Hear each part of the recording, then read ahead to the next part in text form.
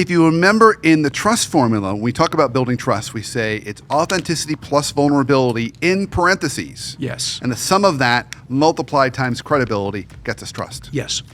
I think we should do the same thing with this formula. I We should agree. say it's clarity plus business meetings in parentheses, Yes. multiplied times personal accountability or personal ownership Personal ownership. gets us accountability. Yes. And the reason why I think that's important is because while ideally we have high level clarity, and high level clarity can also be things like metrics, like we have to hit this sales target this year. Yes. Right, that's a level of clarity that drives accountability. Okay, and then couple that with the tactical business meetings, really is a nice pairing. However, you could have those high level targets and not have effective business meetings, but if people still have a sense of personal ownership, you could end up with some level of accountability. Yes. Not quite perfect.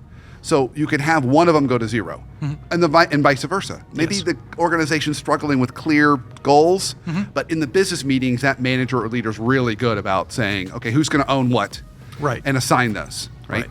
So it allows for one of those to be missing and still end up with a positive accountability metric. I love that. I'm going to list you as co-author. Okay. You've enhanced the formula. Okay. And it also reminds us of a really important point, which is true in the trust formula. If either side of that equation goes to zero, you got a problem. Exactly. So there's no overall clarity and no good business meetings or structure, then it doesn't matter people's personal ownership. Personal ownership to what? Right. They're making it up. So accountability is really going to go to zero because there's nothing for them to be accountable to. And the other's true too. You can have the greatest clarity organizationally, greatest business meetings. If you got people like, yeah, I'm not going to do that. Yeah, I won't put my name on that. Yeah, well, you're not going to have any accountability. So I do think there's an element there. Now, since you and I love practical, because we're all about practical at Leadership Foundry, and there's a reason for that. Folks who have gotten to know us know we're practical partly because we believe in it, but also partly because we want to see people change. Yes. We want to see people, every time they interact with us and we spend time with them, we want to see that to be a good use of their time and to see them in a different place the next time we see them. So while concepts are great, we're always trying to get people practical tips. So I've got a practical tip I'd like to add to this. Yes. That I know you're going to agree with.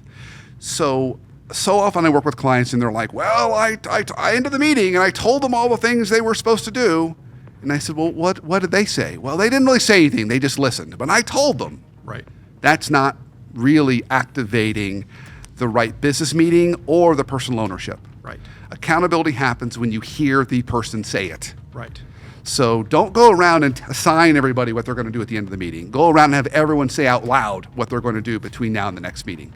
It's a simple shift in business meeting structure, but it's really important because when people say it out loud, we were talking earlier today, you were talking about some health goals you had. You said them out loud. All of a sudden, there's a level of accountability.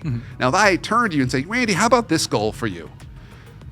You're not going to. Yeah. You're not going to. I know you well enough, my friend. You're not going to do that. That would be great for you.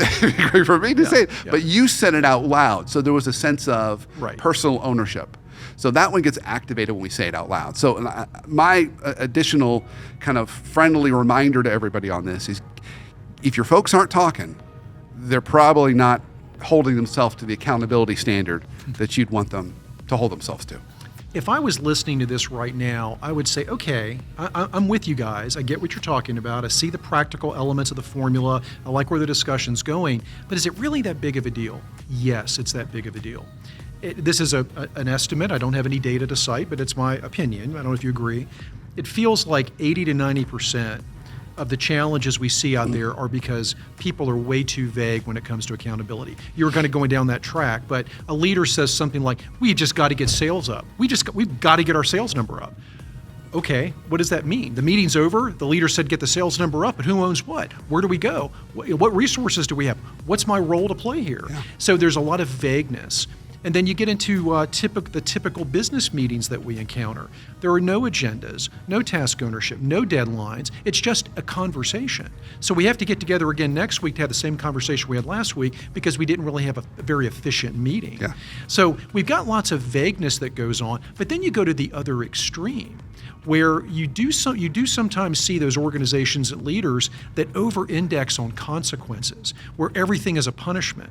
Okay, your bonus will be cut in half if you don't make that number. Hey, heads are going to roll if we don't get this objective met, guys. So you do run into that. Those leaders are typically short-lived. They don't make it very long. So you do see the extremes, but 80% of what we see is people's unwillingness to be clear and concise about what they want, use a vehicle that will get them there, and hold people accountable the right way.